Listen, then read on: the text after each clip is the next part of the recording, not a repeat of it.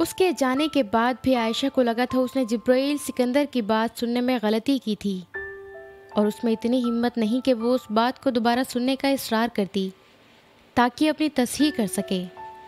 بعض وہم جی اٹھنے کے لیے ضروری ہوتے ہیں، بعض شبہات متاع حیات ہوتے ہیں، یقین میں نہ بھی بدلیں تو بھی۔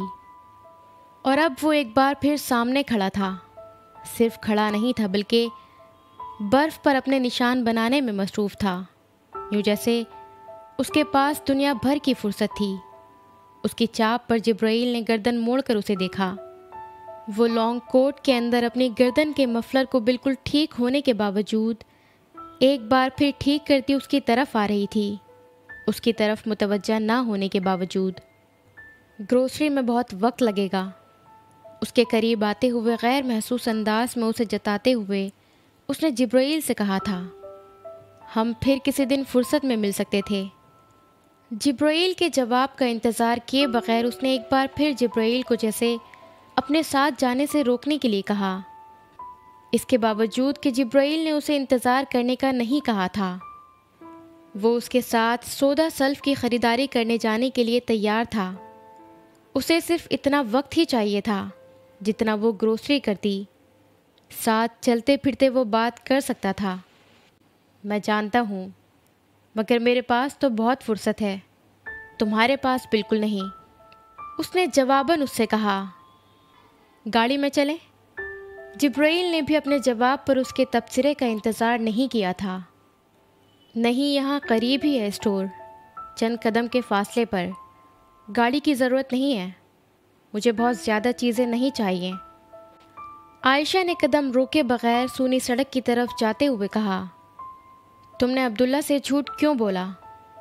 وہ چند قدم خاموشی سے چلتے رہے تھے، پھر جبرائیل نے اس سے پوچھنے میں دیر نہیں کی تھی۔ عائشہ نے گہرا سانس لیا، اسے اس سوال کی توقع تھی لیکن اتنی جلدی نہیں۔ بزدلی اچھی چیز نہیں ہوتی عائشہ، اس نے چند لمحے اس کے جواب کا انتظار کرنے کے بعد کہا تھا۔ وہ طنز نہیں تھا، مگر اس وقت عائشہ کو طنز ہی لگا تھا۔ ساتھ چلتے ہوئے دونوں اب فٹ پاتھ پر آ گئے تھے۔ برف کی چادر پر وہ نشان جو کچھ دیر پہلے جبرائیل اکیلا بنا رہا تھا، اب وہ دونوں ساتھ ساتھ بنا رہے تھے۔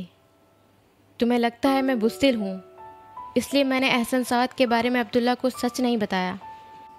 اس نے ساتھ چلتے ہوئے پہلی بار گردن موڑ کر جبرائیل کو دیکھا تھا۔ بزدلی یا خوف، اس کے علاوہ تیسری وجہ اور کوئی نہیں ہو سکتی۔ جبرائیل نے جیسے اپنی بات کی تصدیق کرتے ہوئے دو ٹوک انداز میں کہا، تمہیں ڈر تھا کہ احسن سعد تمہیں پریشان کرے گا، تمہیں فون کرے گا اور تنگ کرے گا۔ جبرائیل نے کہا، مگر تم نے عبداللہ سے جھوٹ بول کر احسن سعد کو بچا کر زیادتی کی، تم نے مجھے اور عنایہ کو جھوٹا بنا دیا۔ اس کا لہجہ اب شکایتی تھا۔ آپ لوگوں کو جھوٹا ہونے سے اتنا نقصان نہیں ہوتا جتنا احسن سعد کے جھوٹا ہونے پر عبداللہ کو ہوتا، عائشہ نے جواباً کہا۔ وہ حافظ قرآن ہے تو میں بھی ہوں، جبرائیل نے کہا۔ آپ کو وہ اس مقام پر بٹھا کر نہیں دیکھتا جس پر احسن کو دیکھتا ہے، عائشہ نے جواباً کہا۔ وہ نو مسلم نہ ہوتا تو میں احسن کے بارے میں سب کچھ بتا دیتی اسے، وہ مجھ سے ملنے کے بعد دوبارہ احسن کی شکل بھی نہ دیکھتا شاید، مگر وہ نو مسلم ہے۔ میں اس سے کس منہ سے یہ کہتی کہ اتنے سالوں سے وہ جس شخص کو بہترین مسلمان اور انسان سمجھ رہا ہے وہ ایسا نہیں ہے۔ عبداللہ نے صرف احسن کو جھوٹا نہیں ماننا تھا، میرے دین سے اس کا دل بھی اچاٹ ہو جانا تھا، وہ کہہ رہی تھی اسی مدھم آواز میں جو اس کا خاصہ تھی۔ میرے ساتھ ہوا تھا ایک بار ایسے، میں احسن سعد سے ملنے سے پہلے بہت اچھی مسلمان تھی، آنکھیں بند کر کے اسلام کی پیروی کرنے والی، جنون اور پاگل پن کی حد تک دین کے راستے پر چلنے والی، اور اللہ تعالیٰ اور اس کے رسول صلی اللہ علیہ وسلم سے اندھی محبت اور عقیدت رکھنے والی۔ لیکن پھر میری شادی احسن سعد سے ہو گئی اور میں نے اس کا اصل چہرہ دیکھ لیا۔ میرا سب سے بڑا نقصان ایک خراب ازدواجی زندگی، طلاق یا اسفند کی موت نہیں ہے، میرا سب سے بڑا نقصان یہ ہے کہ اس نے مجھے دین سے بیزار کر دیا۔ مجھے اب دین کی بات کرنے والا ہر شخص جھوٹا اور منافق لگتا ہے۔ داڑھی اور حجاب سے مجھے خوف آتا ہے۔ میرا دل جیسے عبادت کے لیے بند ہو گیا ہے۔ اتنے سال میں دن رات عبادتیں اور وظیفے کرتی رہی اپنی زندگی میں بہتری کے لیے۔ اب مجھے لگتا ہے کہ مجھے اللہ سے کچھ مانگنا ہی نہیں چاہیے۔ میں مسلمان ہوں، لیکن میرا دل آہستہ آہستہ منکر ہوتا جا رہا ہے، اور مجھے اس احساس سے خوف آتا ہے، لیکن میں کچھ کر نہیں پا رہی۔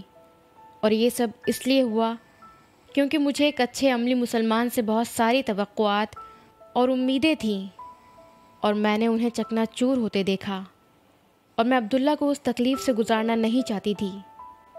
اگر وہ احسن سعد کو اچھا انسان سمجھتے ہوئے ایک اچھا انسان بن سکتا ہے تو اسے بننے دیں۔ وہ اپنے ہاتھ کی پشت سے اپنی آنکھوں اور گالوں کو رگڑنے کی کوشش کر رہی تھی۔ میں کافر ہوں، لیکن میں کسی کو کافر نہیں کر سکتی۔ بس مجھ میں اگر ایمان ہے تو صرف اتنا۔ وہ اب ٹشو اپنی جیب سے نکال کر آنکھیں رگڑ رہی تھی۔ پسند؟ مجھے پسند کا نہیں پتہ ممی، مگر عائشہ عابدین میری عقل اور سمجھ سے باہر ہے۔ میں اس سے شدید ہمدردی رکھتا تھا، مگر اب ہمدردی تو بہت پیچھے رہ گئی۔ میں اسے اپنے ذہن سے نکال نہیں پاتا۔ بار بار اس سے ملنا چاہتا ہوں، یہ جانتے ہوئے بھی کہ اس کا اور میرا کوئی فیوچر نہیں ہے، اور یہ جانتے ہوئے بھی کہ لائف پارٹنر کے طور پر مجھے جیسی لڑکی کی خواہش ہے، عائشہ اس کی متضاد ہے۔ مجھے بے حد مضبوط، پر اعتماد، زندگی سے بھرپور، کریئر اورینٹڈ اور ہر وقت ہنستی رہنے والی لڑکیاں اچھی لگتی ہیں، جو بہت اچھی تربیت بھی رکھتی ہوں۔ اور عائشہ میں ان سب چیزوں میں سے صرف 2 ہوں گی یا 3، لیکن اس کے باوجود میں عائشہ سے علیحدہ نہیں رہ سکتا۔ امریکہ آنے سے پہلے اس نے امامہ کے اس سوال پر اسے اپنی بے بسی بتائی تھی۔ اس کی بھی کوئی وجہ ہوگی؟ امامہ نے جواباً اس سے پوچھا تھا، کیا خصوصیت ہے اس میں ایسی کہ وہ تمہارے ذہن سے نہیں نکلتی؟ اس نے جبرائیل سے پوچھا۔ وہ عجیب ہے ممی، وہ بس عجیب ہے۔ اس نے جیسے امامہ کو اپنی بے بسی سمجھانے کی کوشش کی تھی، اور وہ بے بسی ایک بار پھر سے در آئی تھی۔ اس کے ساتھ چلتی ہوئی اس لڑکی کی منطق صرف اس کی منطق ہو سکتی تھی۔ وہ اپنے آپ کو بے دین کافر کہہ رہی تھی، اور وہ اس کے ظرف پر حیران تھا۔ تم بے حد عجیب ہو، وہ کہے بغیر نہیں رہ سکا۔ ہاں میں ہوں، عائشہ عابدین نے اعتراف کیا۔ مجھے یہ اندازہ لگانا مشکل ہو رہا ہے کہ تم 16 سال کی عمر میں زیادہ اچھی تھیں یا اب؟ بے حد غیر متوقع جملہ تھا۔ عائشہ نے چونک کر اسے دیکھا۔ وہ اس کی طرف متوجہ نہیں تھا۔ عبداللہ نے مجھ سے کہا کہ تم مجھ سے محبت کرتی ہو۔ عائشہ کا دل چاہا کہ زمین پھٹے اور وہ اسی وقت اس میں وہیں سما جائے۔ ندامت کا یہ عالم تھا اس کا۔ وہ جملہ جبرائیل تک پہنچانے کے لیے نہیں تھا، مگر پھر بھی پہنچ گیا تھا۔ میں نے اس سے کہا، میں جانتا ہوں۔ وہ اسی طرح جیکٹ کی جیبوں میں ہاتھ ڈالے ساتھ چلتے ہوئے کہہ رہا تھا۔ پانی پانی اس جملے نے بھی کیا تھا اسے۔ وہ اس کے دل تک کب پہنچا تھا؟ عبداللہ کا خیال ہے ہم دونوں اچھے لائف پارٹنر ہو سکتے ہیں۔ وہ اس جملے پر رک گئی۔ پتہ نہیں کون زیادہ مہربان تھا، کہنے والا یا پہنچانے والا۔ میں نے اس سے کہا، میں یہ بھی جانتا ہوں۔ وہ بھی وہیں رک گیا تھا۔ وہ دونوں اب ایک دوسرے کے بالمقابل فٹ پاتھ پر کھڑے تھے، ایک دوسرے کا چہرہ دیکھتے۔ برف باری پھر سے ہونے لگی تھی۔ زندگی میں ایک سٹیج وہ تھی جب میں سوچتی تھی میری شادی اگر آپ جیسے کسی شخص سے ہو جائے تو بس پھر میں خود کو بے حد خوش قسمت مانوں گی، سب مسئلے حل ہو جائیں گے۔ اس نے بالآخر کہنا شروع کیا تھا۔ آج اس سٹیج پر میں سوچتی ہوں شادی کوئی حل نہیں ہے، اچھی زندگی کی کوئی گارنٹی بھی نہیں ہے۔ تو اب میں ایک اچھی زندگی گزارنے کے لیے کسی سہارے کی تلاش میں نہیں ہوں، میں کریئر پر فوکس کرنا چاہتی ہوں، اپنی زندگی اپنے لیے جینا چاہتی ہوں، ورلڈ ٹور پر جانا چاہتی ہوں، میں تمہیں اسپانسر کر سکتا ہوں۔ وہ نم آنکھوں سے بے اختیار ہنسی۔ بے حد سنجیدگی سے کہا گیا وہ جملہ اسے ہنسانے کے لیے ہی تھا۔ آپ عجیب ہیں، میں جانتا ہوں۔ بے ساختہ کیے گئے تبصرے کا بے ساختہ ہی جواب آیا تھا۔ عبداللہ نے بھی مجھ سے یہی کہا تھا کہ آپ دونوں ہی عجیب ہیں۔ انہیں مدر ٹیریسا بننے کا شوق ہے، آپ کو اپنے مفروضوں پر دوسروں کی خوشیاں خراب کرنے کا۔ You complement each other. راستے سے ہٹ جائیں۔ وہ ایک راہگیر تھا جو انہیں راستہ دینے کے لیے کہہ رہا تھا۔ وہ دونوں بیک وقت راستے سے ہٹے تھے۔ کبھی کسی اچھے موسم میں تم سے ایک بار پھر پوچھوں گا کہ کیا میں تمہارے ورلڈ ٹور کو اسپانسر کر سکتا ہوں؟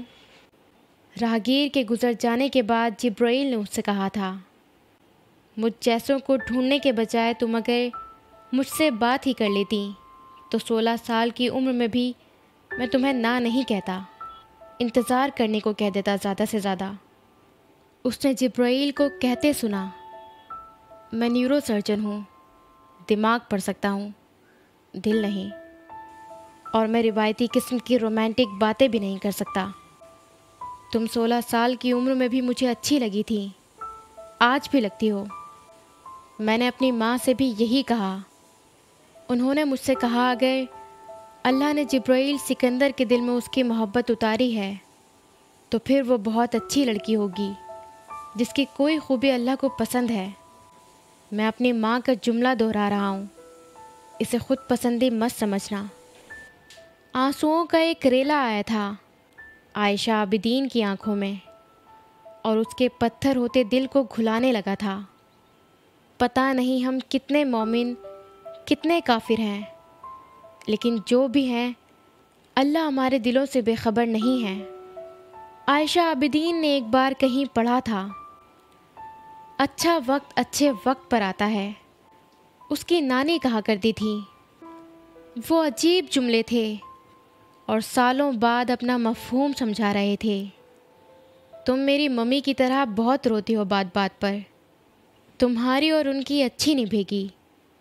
جبرائیل نے گہرا سانس لیتے ہوئے اس کی سرخ بھیگی ہوئی آنکھوں اور ناک کو دیکھتے ہوئے کہا، کافی پیو گی یا اب بھی گروسری کرو گی؟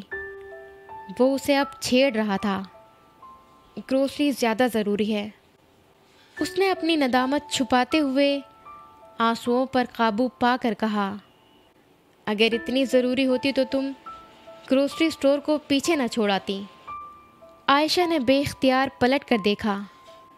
وہ واقعی بہت پیچھے رہ گیا تھا، بہت ساری دوسری چیزوں کی طرح۔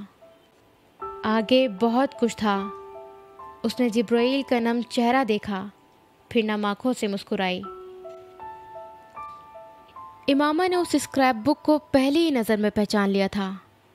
وہ اسی کی اسکریپ بک تھی، وہ اسکریپ بک جس میں اس نے کبھی تصوراتی گھر کے لیے ڈیزائننگ کی تھی، مختلف گھروں کی مختلف چیزوں کی تصویریں کھینچ کھینچ کر ایک کلیکشن بنائی تھی کہ جب وہ اپنا گھر بنائے گی تو اس کا فلور اس گھر جیسا ہوگا، کھڑکیاں اس گھر جیسی، دروازے اس گھر جیسے، ہاتھ سے بنائے اسکیچز کے ساتھ، اور ان میں بہت سے خوبصورت گھروں کی میگزین سے کاٹی گئی تصویریں بھی چسپاں تھیں۔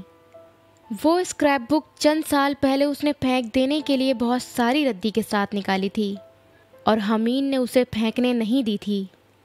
اس سے وہ اسکریپ بک لے لی تھی، اور اب امامہ نے اس اسکریپ بک کو یہاں دیکھا تھا، حمین سکندر کے اس پینٹ ہاؤس کی ایک دراز میں۔ اس کی مرمت کی جا چکی تھی اور وہ بہت صاف ستھری اور اس سے بہتر حالت میں نظر آ رہی تھی، جس میں امامہ نے اسے آخری بار حمین کو دیتے ہوئے دیکھا تھا۔ تم کیا کرو گے اس کا؟ اس نے حمین سے پوچھا تھا۔ آپ کو ایسا ایک گھر بنا کر دوں گا۔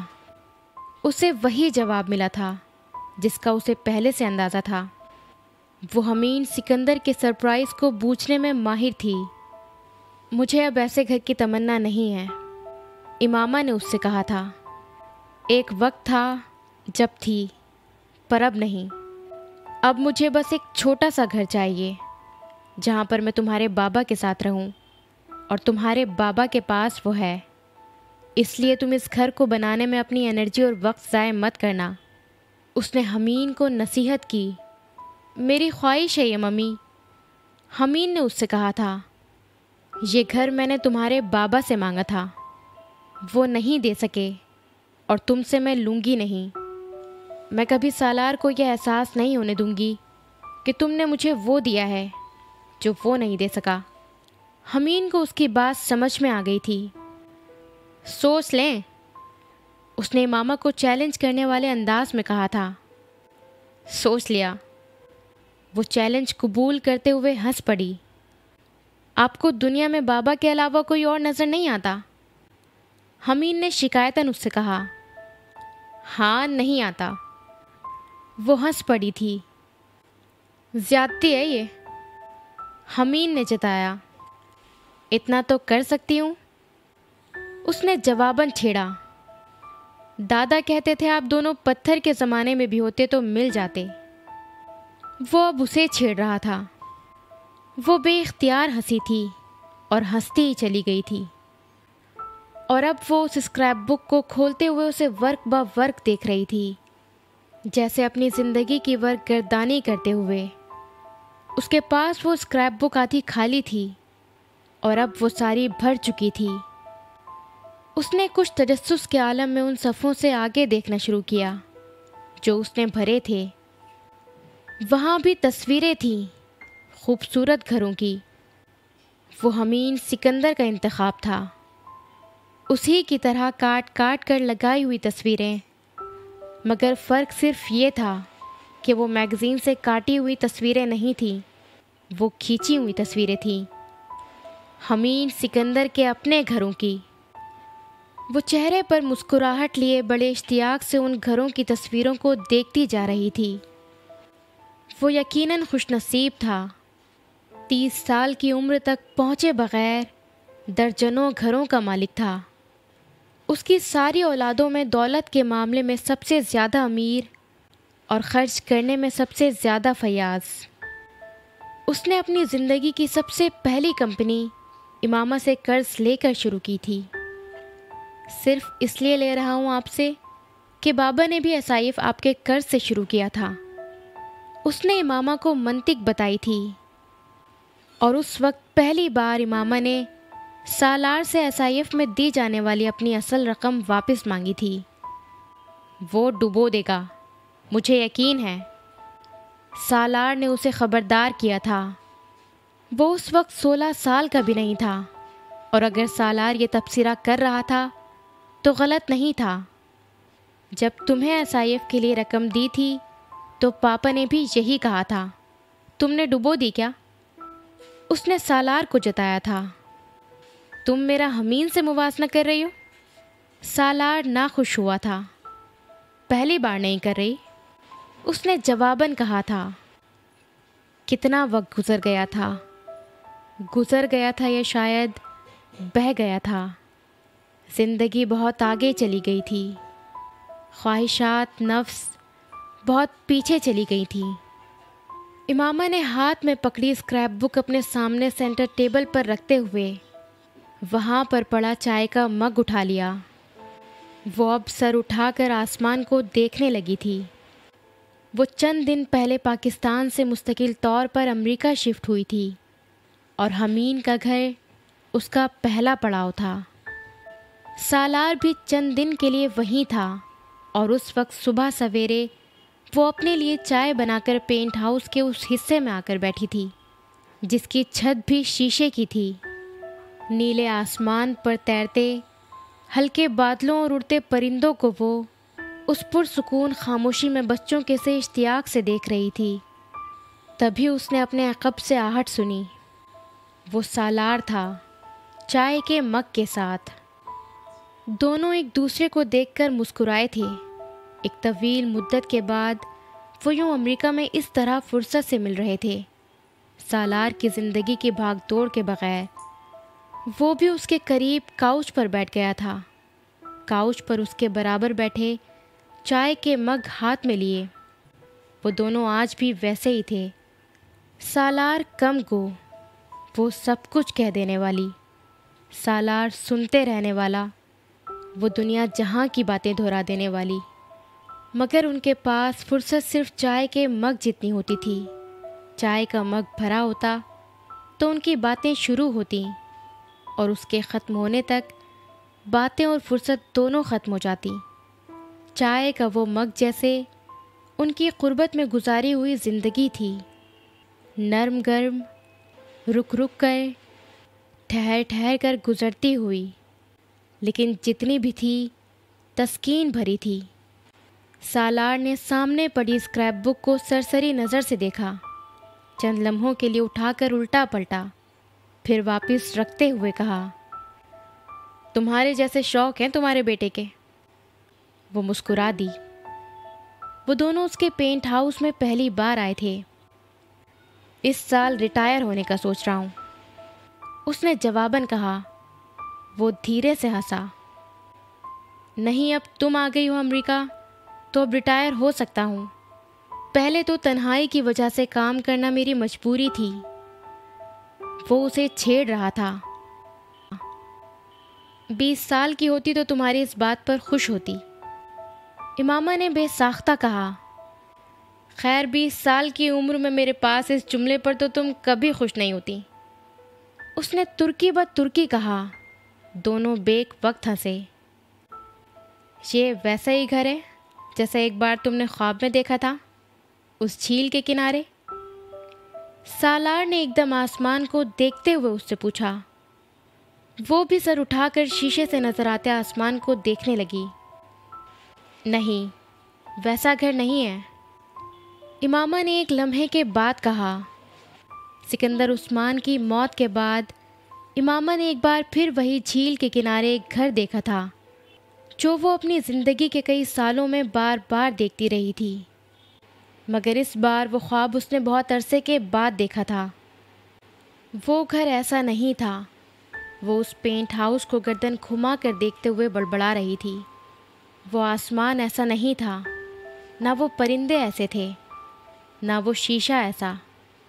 काउच पर उसके बराबर बैठे चाय के दोनों मग हाथ में लिए वो बोली, वो घर दुनिया में कभी कहीं नहीं देखा मैंने। उस घर की कोई चीज़ दुनिया भर में फिरने के बावजूद कहीं नज़र नहीं आई मुझे। कभी कभी मुझे लगता है वो जन्नत में मिलेगा हमें। वो कहकर खामोश हो गई थी। वो भी चौंके बगैर खामोश ही रहा था। तुमने कुछ नहीं कहा, इमामा ने उसकी खामोशी को कुरेदा। उसने गर्दन मोड़कर मुस्कुराते हुए इमामा को देखा और बड़बड़ाया, आमीन। वो चुप रही, फिर हंस पड़ी। वो आज भी वैसा ही था, मुख्तसर मगर अगले को लाजवाब कर देने वाली बातें कह देने वाला। अगर वो जन्नत है तो फिर मैं तुमसे पहले वहाँ जाऊँगा, उसने इमामा से कहा था। तुम्हें याद है ना, मैं वहाँ तुम्हारा इंतज़ार कर रहा था। ज़रूरी नहीं, लम्हा भर के लिए वो चाय पीना भूली। ख्वाबों में सब कुछ सच नहीं होता, उसने बेइख्तियार कहा था।